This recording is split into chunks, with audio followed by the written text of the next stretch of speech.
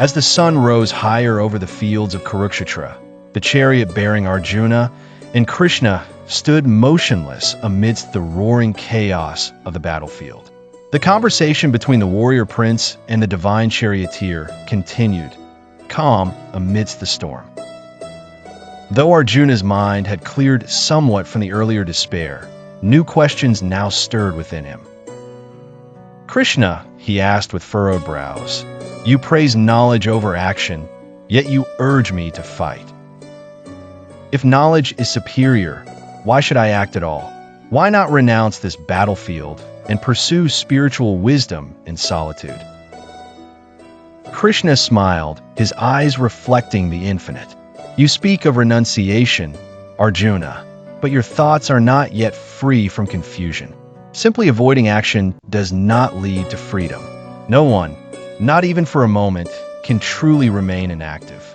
The forces of nature compel every being to act." He leaned forward, placing a gentle hand on Arjuna's shoulder.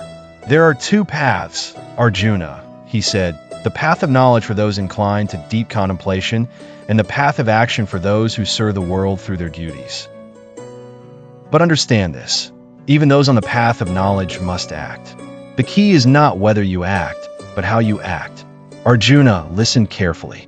Around them, the armies stood poised, unaware that a divine revelation was unfolding in the heart of the battlefield. Krishna's voice rang clear. "Perform your duties, Arjuna, without attachment to the results. This is Karma Yoga, the yoga of action. When you act without desire, you purify your heart. When you work for the good of others and not for selfish gain, you rise above bondage." He paused, allowing the message to settle. "Long ago, I created the universe with sacrifice in mind," he said, "a spirit of offering. Humans were given duties, and the gods were given gifts in return. Thus, the cycle of life flows harmoniously when all beings uphold their roles." Arjuna raised a brow. "But what if someone refuses to act? What if they withdraw and do nothing?" Krishna responded, "That is delusion. Even if one renounces action outwardly, inwardly the mind still acts. Hypocrisy arises when a person restrains the body but dwells mentally on desires. Far better is the one who performs duties with the right spirit, offering all to the divine, detached from gain or loss." He pointed toward the horizon. "Look at the world. The sun shines without asking for reward. The wind blows without pride. Great souls like King Janaka perform their duties and attain perfection. You, too, must act, not just for your sake, but to guide others. What a great person does, the world follows." Arjuna lowered his head in thought. "You say all actions are done by nature, yet we believe I am the doer. What then is the truth of action, Krishna?" Krishna replied, "Indeed, actions arise from the gunas, qualities of nature, sattva, goodness, rajas, passion, and tamas, ignorance. These qualities move the body, the senses, and the mind. But the self within, your true essence, is untouched, a witness. Those who understand this act in harmony with their nature, without ego." He added, "Let the ignorant who identify with their actions continue to act. Do not disturb their understanding.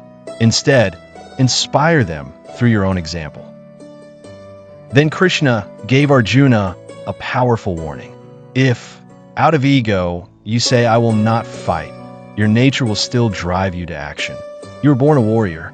Even in renunciation, your inner fire would burn with unfulfilled duty." He looked deep into Arjuna's eyes. "You are bound by your own nature. So better to act in alignment with your nature, imperfectly, than to perform another's duty perfectly. Even death in one's own dharma is better than false perfection in another's." Arjuna felt a stirring in his chest. His doubts began to dissolve. The meaning of karma yoga, selfless action, duty without attachment, began to take root in his soul. "Krishna," he asked softly, "what makes people commit wrong? even against their own will, as if driven by force. Krishna replied, "It is desire, Arjuna. Born of Rajas, it is the all-consuming enemy. Just as smoke shrouds fire, desire clouds wisdom. It hides the truth from the soul." Arjuna clenched his fists. He now recognized the enemy not only on the battlefield, but within himself. "How can I conquer it?" "By mastering your mind," said Krishna. "By knowing yourself to be higher than the senses, the mind, and even the intellect. Steady your mind in the self. Slay desire, the destroyer of knowledge and realization. Thus, you will free yourself and act in true freedom." The wind on the battlefield picked up, fluttering Arjuna's banner, which bore the image of Hanuman. In his heart, something shifted. He looked at his bow, no longer with fear, but with understanding. He realized now, this war was not only about kingdoms. It was about restoring Dharma. It was about performing one's role in the great cosmic order, not with selfish desire, but as an offering to something greater. Krishna, radiant and serene, nodded, as if reading Arjuna's heart. "So rise, Arjuna. Act without attachment. Let your actions be your offering. This is the secret of Karma Yoga, the path of liberation through work done with devotion." Chapter 3 of the Bhagavad Gita, which is Karma Yoga, where Krishna teaches the importance of selfless action without attachment to results. Lord Krishna teaches that life is not about escape from responsibility, but about engaging fully with the world while remaining inwardly free. Through Krishna's teachings, we learn that duty performed without selfish attachment becomes a path to spiritual liberation. We are all part of a larger wheel, the wheel of Dharma, and by performing our roles with sincerity and without ego, we contribute to the harmony of the whole.